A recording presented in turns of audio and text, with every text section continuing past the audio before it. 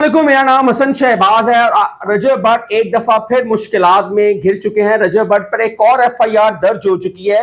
ये एफआईआर किसने दर्ज करवाई और इसके पीछे क्या मामलात हैं?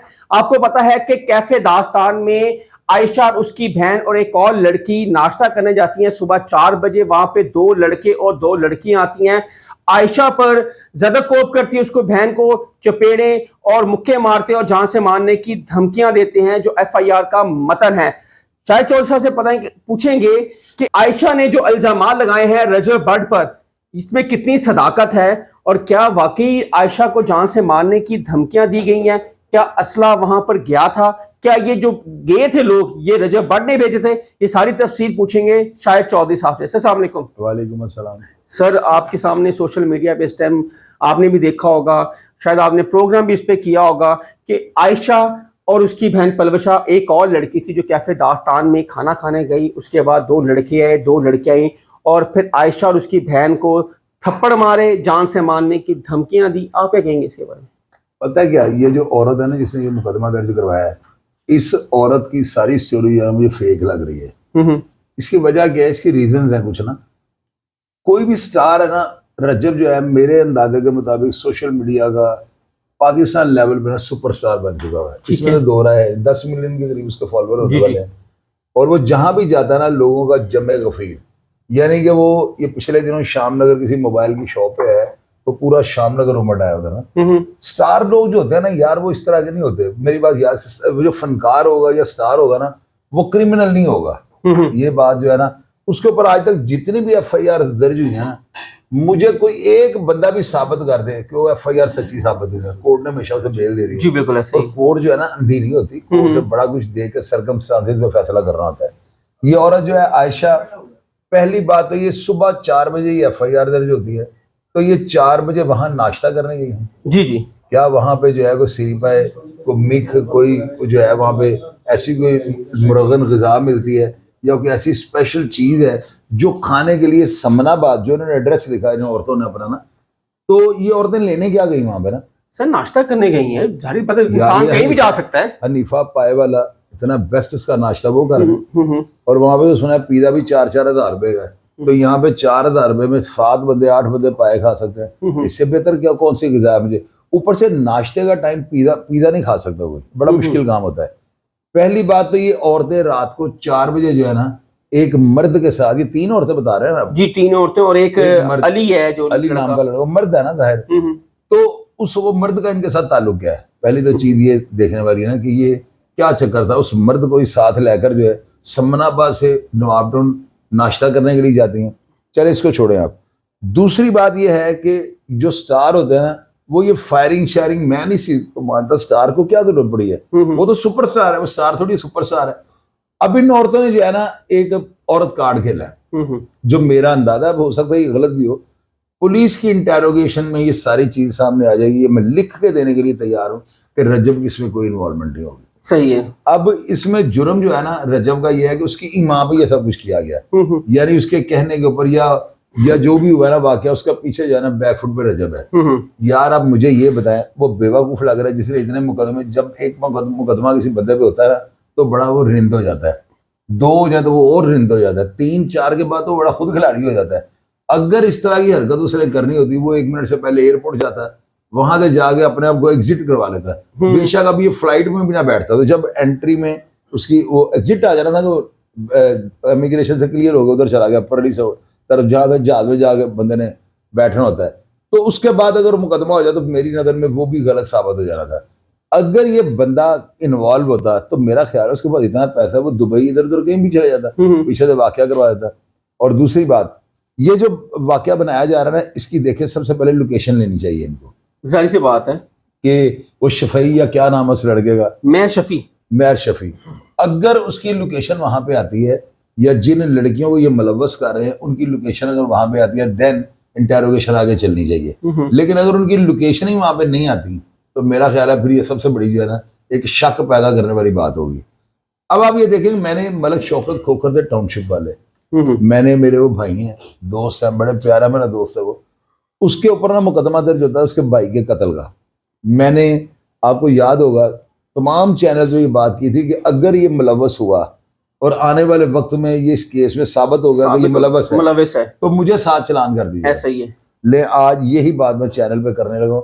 اگر رجب بٹ کی انوالومنٹ اس کیس میں دور دور تک ثابت ہو گئی تو حسن بھائی میں آج کے بعد یہ جو ہے نا پریڈکشنیں کرنی یا پیشن گوئی کرنی ہے چھوڑ دیں گے. یہ میری ایک اسیسمنٹ ہے جو میرا تجربہ ہے وہی آپ شیئر کرنے ہیں. جی بالکل ایسا ہی ہے. میرے پاس میں وہاں پہ موجود تو نہیں تھا نا. اب میری اوپینین لینے ہیں کہ میں کیا رائے رکھتا ہوں.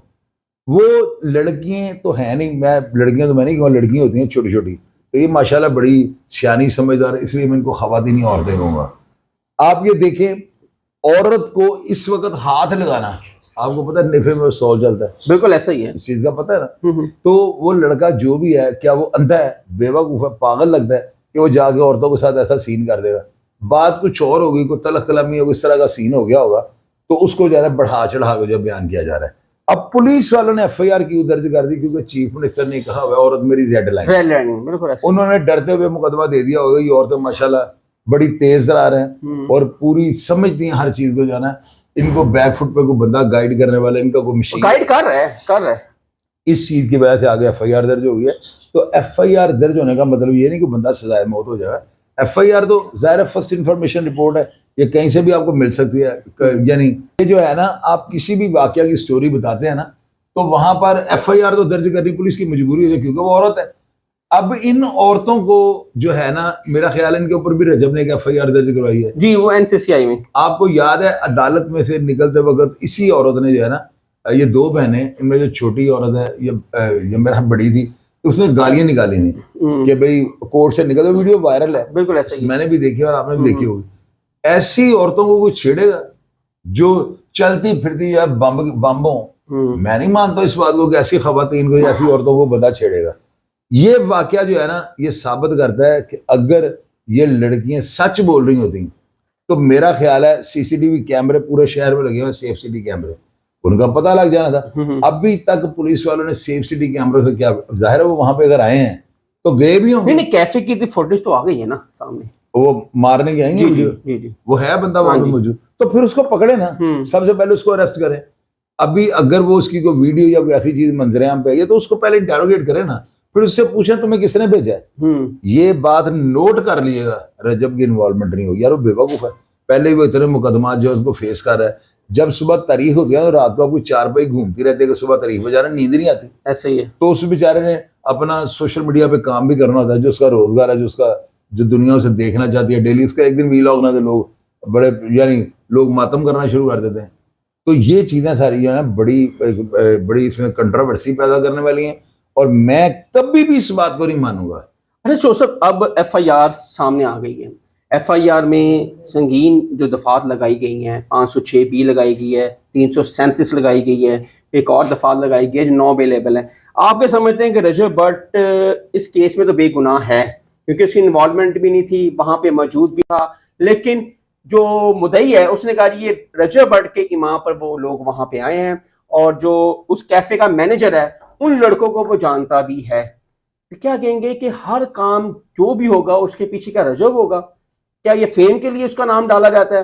حسن بھائی 302 کے مشورے میں نا بندہ میں نے کوئی بھی جو ہے نا آج تک سزا ہوتے نہیں دیکھا ہوا. پہلی 302 قتل میں, یہ تو ایک جھگڑے کی ایف آئی آر ہے جس میں ذکر ہے کہ رجب بٹ جو ہے اس کے کہنے پہ یہ سارا کچھ ہوا. اس میں کچھ بھی نہیں بننا. اگر پولیس نے ایمانداری سے تفتیش کی نا تو یہ مقدمہ خارج ہو جائے گا, لیکن اگر یہ مقدمہ خارج نہیں ہوتا رجب کو جیل جانا پڑے گا. اور میری نظر میں یہ خواتین جو ہیں, یہ عورتیں جو کر رہی ہیں, ان کو ایسے نہیں کرنا چاہیے. ان کو تھوڑا سا خدا کا خوف دل میں رکھنا چاہیے کہ اس طرح کسی کے اوپر الزام لگا, اس بندے کا ریکارڈ بنتا جا رہا ہے. اور آپ کو اس چیز کا اندازہ نہیں, میرے تجربے کے مطابق یہ جو میں دیکھ رہا ہوں 8واں مقدمہ یہ رجب کے اوپر, جو جس دن سے اس کی شادی ہے مسلسل یہ سارے معاملہ چلتے آ رہے ہیں.